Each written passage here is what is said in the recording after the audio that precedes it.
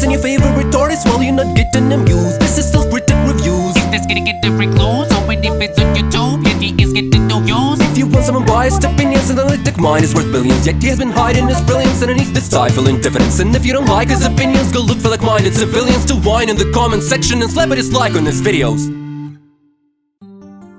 Welcome to Self-Critic Reviews, and today Self-Critic is gonna review Billions Season 4. The video will contain spoilers, so proceed at your own risk. About time I'm reviewing the show I'm referencing in my opening theme. It's been a long time. A bit of perspective with regards to what I think about the first 3 seasons. Seasons 1 and 2 are incredible television, and Season 3 was a step down from the predecessors, but still very strong. Where does this leave Season 4? Well, it's about on the same level as Season 3. Maybe a bit worse, maybe a lot worse, can't say for sure, but it's still quality. In any case, back to the specifics. If I remember correctly, Season 3 ended with 2 key moments. Taylor leaving Axe Capital to create their own company, Taylor Mason Capital. And Axe and Chuck calling temporary truce to help each other out and solve their side issues before returning to each other's throats again. The funny thing about these 2 key points is that this season ended with Taylor Mason going back to Axe Cap and Chuck calling off the truce, but unbeknownst to Bob for now, unless you know it's another long con. So in a poetic sense, things are back to square one, with some differences.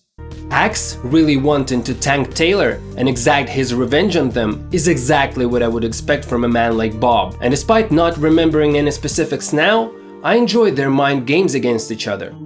Taylor figuring out Axelrod's plans, Axelrod expecting Taylor figuring out Axelrod's plans, and so on and so forth. I felt that these psychological battles illustrated both characters' intelligence in a satisfying and believable way, which ultimately is largely why the show is so enjoyable. Smart people trying to outsmart each other.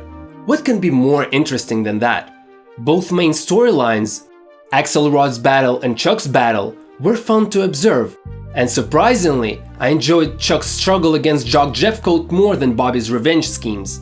I say surprisingly because generally I find myself rooting for Axe more than Chuck, even if both are despicable people. But this wasn't the case this season. So what were the main issues in the 4th installment of the show?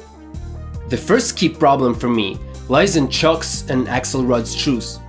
Yeah, it technically happened last year, but the fact that throughout the whole season, both of them conveniently set their lifelong rivalry aside and use each other like they've been best friends forever seems just off to me. I would understand one of them reaching the state of mind, but both of them?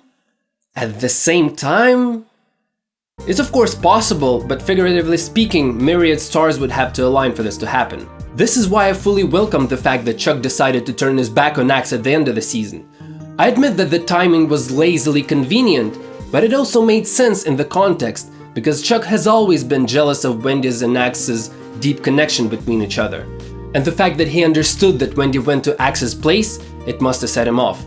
Since we're speaking of Wendy and Axe, I might as well say it now. The series has gone a long way to portray their relationship as non-romantic, but so deep that its connection might be even stronger than a romantic relationship. And not just a romantic relationship.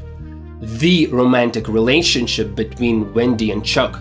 This connection has been carefully built, crafted, and delivered by the writers to us by the means of various scenes throughout each of the 4 seasons. One recent example this season that comes to mind is when Bobby told Wendy the moment he realized she would be in his life forever. And later, when Wendy asked Chuck when he realized he loved her, he responded he didn't remember the exact moment. And I'll repeat it again, the writers went out of their way not to make the relationship between Bobby and Wendy romantic. But when Wendy went to Axelrod after she realized he helped her get her medical license back, things could have gone both ways. They could have awoken their latent love interest in each other and expressed their emotions in a more conventional and familiar way to us. And it would not have been wrong. However, I believe that if they had slept with each other, it would have betrayed this whole build-up and an attempt to show us that a man and a woman can have a strong non-romantic connection that can go even deeper than love. This hookup would probably be satisfying in its own way. I love me a good romantic story with great build-up, but I think this series should stay true to itself. so I was happy that nothing romantic happened, even though the show teased us that it could have. Since I mentioned the medical license, let me also say that if donating 25 million to cancer research solved the predicament so easily, why didn't it happen from the start? 25 million is nothing to Axe, especially spent on a person he cares about so deeply. Why did this farce of a trial have to even happen if this was all about money? Answering my own question, maybe Wendy's honesty helped, and otherwise money would not have solved the issue, and bribing the jury right away would have been too conspicuous. But these are just my guesses, and I don't think guesses of a person who can explain almost anything if you give him enough time is really the best thing for a question this important in this season. I derailed my train of thought too far. I was talking about my main issues with this season, and I explained the first one. And now the second and final key problem for me was Chuck's confession of his BDSM fetish. There was no inconsistency with the confession itself. The problem was the public's reaction, and that it worked and didn't pose any difficulties for him at all. He confessed and literally nobody cared and applauded him for it. This BDSM fetish was a carefully buried secret for 3 whole seasons, and the whole show even started with Chuck and Wendy role-playing. One would think that this was foreshadowing that this revelation would ruin Chuck forever as a person and his career as well. But what happened was, he just confessed and the guy's off the hook. Come on. And yes, I realized that this country elected a president who faces a multitude of sexual misconduct allegations and even has a leaked Access Hollywood tape, the contents of which are known to every single person in the world. Yet, it did not stop people from electing the guy.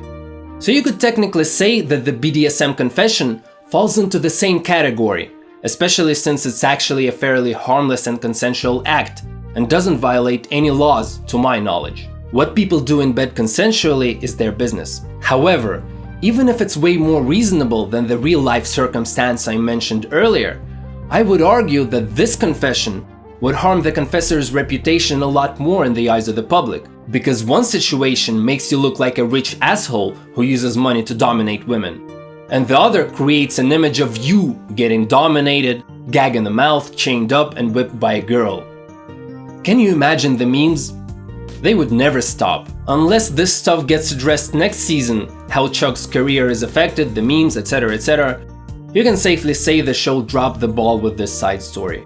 Basically a useless element that didn't have any effect on anything. There is a side issue of this story affecting the kids and Wendy, but it's believable because Chuck is a selfish person and cares about winning too much, evidenced by many of his previous and future actions, like for example the sugar vape fiasco and Chuck not taking the deal to save Wendy. Chuck being fixated on winning and screwing people over is what makes him so enjoyable to watch.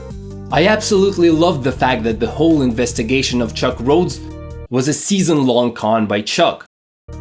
I should have seen it coming, but I didn't. I managed to turn my brain off at the right moment to enjoy the ride.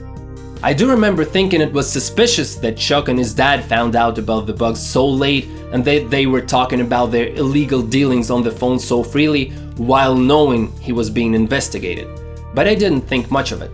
I also wondered whether Kate was still helping Chuck or she betrayed him. I thought it was the former, but I did not put the pieces together and realize it was the long con. I thought it was a very impressive twist. Really dope and extremely satisfying. Had me grinning the whole time when I was watching it. It was not as powerful as the sugar vape evil laugh, but really strong. I was, however, confused by one thing. So these wiretaps, they had lots of legal caveats, and you couldn't just listen to every conversation, and when the lawyer is present you have to stop listening. And even if you heard what they were talking about, you can't even use the information in court either. And essentially, Chuck's wire on Brian was illegal, so why was Jock scared of this recording? It cannot be used in court, so he shouldn't be scared.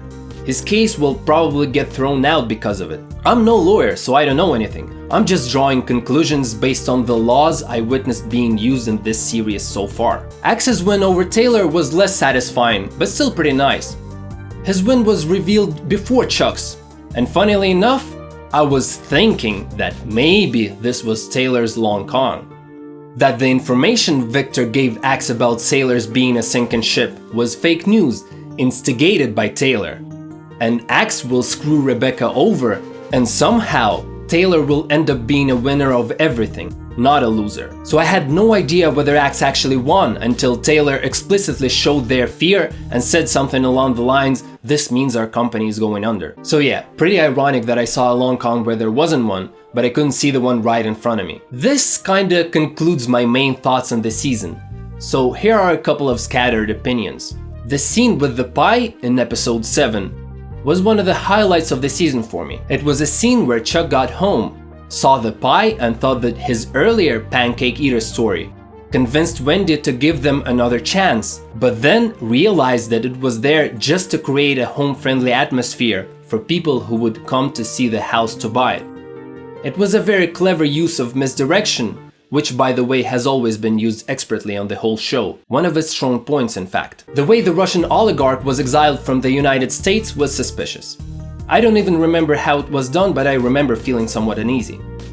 The hype surrounding Maffei and dollar bill boxing match was fun, and the match itself was fun too. Speaking of Maffei, his outburst towards Wendy was out of character, but was a strong scene and character-wise made sense. However, what I thought was weird was that he could just waltz into Axe Cap with no problem. I would have thought people at the front desk downstairs would have either notified the necessary parties or would not have allowed him in. Not a big deal though. I guess this is it. The season was dope, even if I had alarming concerns about certain decisions the show took. This is why this season is not on the level of the first two. Thanks for watching.